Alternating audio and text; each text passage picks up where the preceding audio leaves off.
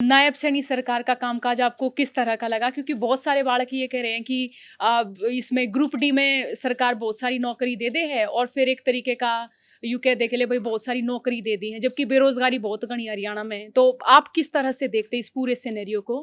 देखो, मैं तो ये कहूँगा कि हो सकता है इस वीडियो के बाद मुझे गालियाँ भी बहुत पड़े, लेकिन हरियाणा सरकार जितना ईमानदारी से नौकरी देती है ना, सरकारी नौकरी, उतना अगर कोई भी सरकार दे दे तो सैल्यूट किया जाए पूरे देश की तरफ से।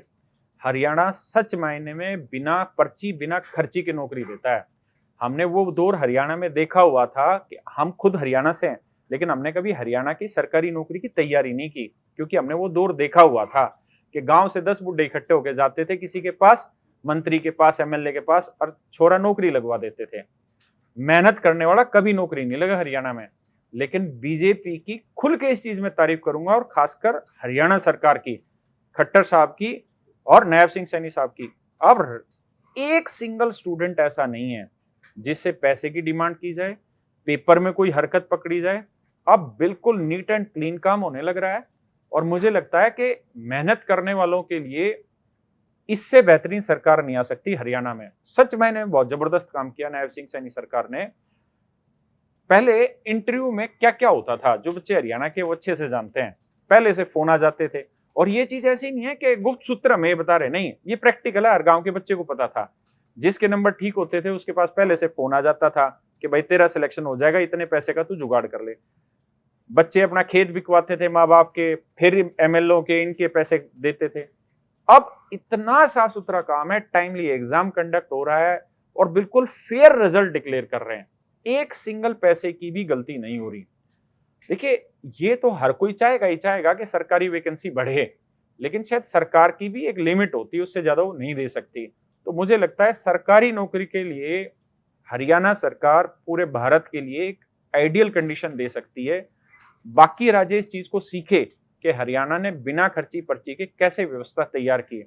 और सैल्यूट है हरियाणा सरकार को, खट्टर साहब को। खट्टर साहब ने जो जबरदस्त काम किया था ना, मतलब ये कि ऐसा काम है कि जिसके दम पे बीजेपी कई साल हरियाणा में राज कर सकती है। ये मैं खुल के इस बात को कह रहा हूँ। अच्छा, कई ऐसी भर्तियां हैं जिनमें हम देखते हैं अधिकारी लेवल की भर्तियां जिनमें दूसरे राज्यों के हैं।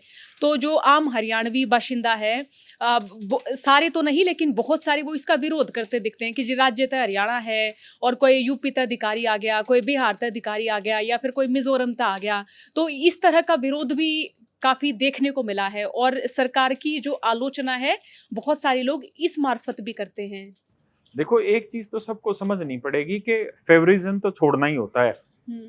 अगर मान लीजिए कोई अधिकारी कुर्सी पे बैठा है तो वो कभी नहीं चाहेगा कि उसकी कुर्सी छीनी जाए या उसके बराबर में कोई दूसरा ऐसा आदमी ला दिया जाए जो उससे ज्यादा ओवर पावर हो या ताकत वाला हो। तो ये तो सरकार का काम है। हमारा काम है एज ए जनता, as a teacher, as a student के फाइनल आउटकम क्या आने लग रहा है। अधिकारी लेवल पे क्या होने लग रहा है, इससे हमें बहुत फर्क नहीं पड़ता। हमारे लेवल पे हमें पता चल रहा है, हम उस चीज को देख रहे हैं कि हर गांव से 8-10 बच्चों का सिलेक्शन हुआ है जो बिना खर्ची और पर्ची के हुआ है। तो हम तो उस चीज को देख रहे हैं, हम अधिकारी लेवल पे भी नहीं सोच रहे हैं, क्योंकि आम जो बच्चा है ना वो अधिकारी लेवल पे नहीं ध्यान देगा। उसको मतलब है कि जिस जो नौकरी की वो तैयारी कर रहा है उस पे।